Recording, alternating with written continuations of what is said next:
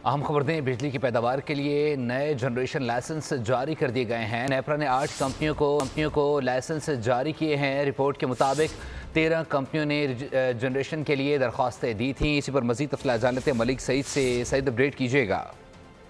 जी बिल्कुल, मुल्क में बिजली की सरप्लस पैदावारी सलाहियत के बावजूद नए जनरेशन लाइसेंस का इजरा किया गया और ये इंकशाफ नेपरा की रिपोर्ट में किया गया। नेपरा ने माली साल 2023-24 के में 8 कंपनियों को जनरेशन लाइसेंस जारी की गए। 2023-24 में जनरेशन लाइसेंस के लिए 13 कंपनियों ने दरख्वास्त की, जिसमें से 6 सोलर कंपनियों को जनरेशन लाइसेंस जारी किए गए।